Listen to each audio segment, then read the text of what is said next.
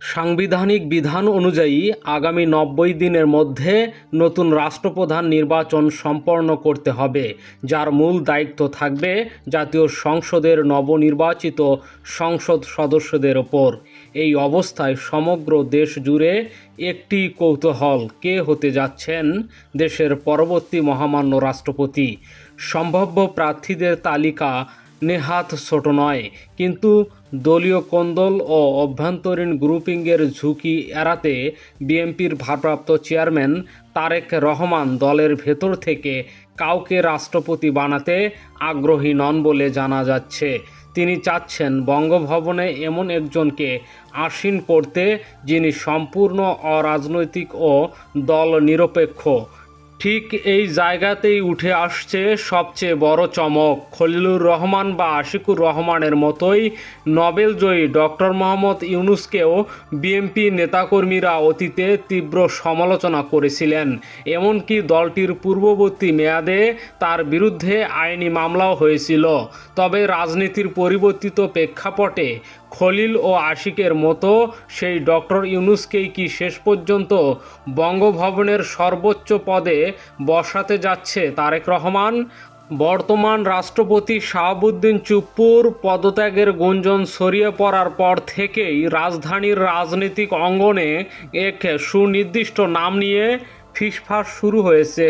কোনো আনুষ্ঠানিক ঘোষণা না আসলেও সর্বত্র আলোচনা চলছে ডক্টর মোহাম্মদ ইউনূসকে নিয়ে। অন্তর্বর্তীকালীন প্রশাসনের মেয়াদ শেষ হওয়ার পর থেকেই তাকে নিয়ে নানান জল্পনা কল্পনা তৈরি হয়েছিল। একাংশ মনে করেছিল তিনি স্থায়ীভাবে বিদেশে পাড়ি দেবেন, অন্য অংশ ভেবেছিল তিনি নিজের পুরনো সামাজিক ও প্রাতিষ্ঠানিক কাজে মনোযোগ দেবেন। আবার কারো মতে তার পরবর্তী গন্তব্য বঙ্গভবন। ঘটনার শিখরে যেতে হলে পুরো বিষয়টির পুঙ্খানুপুঙ্খ বিশ্লেষণ প্রয়োজন। সরকারের মেয়াদের শেষ ভাগে রাজনীতিক একটি গোষ্ঠী জোর প্রচার চালিয়েছিলেন যে দায়িত্ব হস্তান্তর পরপরই ডক্টর মোহাম্মদ ইউনূস দেশ ছাড়বেন। সামাজিক যোগাযোগ মাধ্যমে নানা মুখরোচক তথ্য ছড়ানো হয়, এমনকি তার বিমান টিকিট নিশ্চিত হয়ে গেছে বলেও দাবি করা হয়েছিল। তবে সব গুঞ্জন উড়িয়ে দিয়ে ডক্টর মোহাম্মদ ইউনূস নিজেই এক ইতিহাস সৃষ্টিকারী মন্তব্য করেন। তিনি স্পষ্ট জানান, এই দেশেই আমার জন্ম, আর এই দেশের মাটিতেই হবে আমার শেষ নিঃশ্বাস। একই সঙ্গে তিনি নিশ্চিত করেন তিনি গুলশানের নিজ বাসভবনেই অবস্থান করবেন। এই বক্তব্যের মাধ্যমে দেশত্যাগের গুঞ্জন থামলেও নতুন প্রশ্ন জেগে ওঠে, দেশে যদি থাকেন তবে এখন কী ভূমিকা পালন করবেন তিনি? ঠিক এখানেই মোড় নেয় নতুন রাজনৈতিক নাটকের। সুপ্রিম কোর্টের প্রখ্যাত আইনজ্ঞ অ্যাডভোকেট আবু হেনা রাজ্জাকী প্রথম এই বিস্ফোরক আলোচনার সূচনা করেন। তিনি জানান, ডক্টর মোহাম্মদ ইউনূসকে দেশের পরবর্তী রাষ্ট্রপতি করার একটি প্রত্যক্ষ প্রস্তাব উপস্থাপন করা হয়েছে এবং এই প্রস্তাব এসেছে বর্তমান ক্ষমতায় থাকা বিএনপির শীর্ষ নীতি নির্ধারণী পর্যায় থেকে। ইতিমধ্যেই খলিলুর রহমানকে গুরুত্বপূর্ণ পদে এনে বৈশ্বিক কূটনীতিতে সুবিধা পেতে শুরু করেছে বিএনপি সরকার। জাতিসংঘের বিশেষ ক্ষেত্রে তার কূটনীতিক অভিজ্ঞতা আন্তর্জাতিক অঙ্গনে সরকারকে বাড়তি গতি দিচ্ছে। বিশেষ করে ভারতের সাথে সমমর্যাদার ভিত্তিতে বার্তা আদান প্রদানে খলিলুর রহমানের আন্তর্জাতিক নেটওয়ার্ক বড় ভূমিকা রাখছে।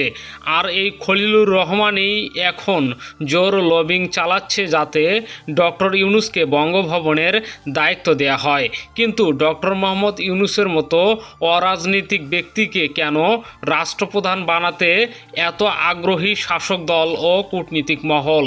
এর পেছনে রয়েছে আগামী দিনগুলোর অত্যন্ত জটিল অর্থনীতি ও ভূ রাজনীতির সমীকরণ, বৈশ্বিক ভাবমূর্তি ও গ্রহণযোগ্যতা। নোবেল বিজয়ী হিসেবে আন্তর্জাতিক পরিমণ্ডলে ডক্টর মোহাম্মদ ইউনূসের একক পরিচিত ও ব্র্যান্ড ভ্যালু রয়েছে। তাকে রাষ্ট্রপ্রধান করা হলে নতুন বিএনপি সরকারের আন্তর্জাতিক গ্রহণযোগ্যতা বহুগুণ বৃদ্ধি পাবে। পশ্চিমা বিশ্ব ও বাণিজ্য সুবিধা। মার্কিন যুক্তরাষ্ট্র এবং ইউরোপীয় ইউনিয়নের শীর্ষ নীতি নির্ধারকদের সাথে তার সুসম্পর্ক রয়েছে।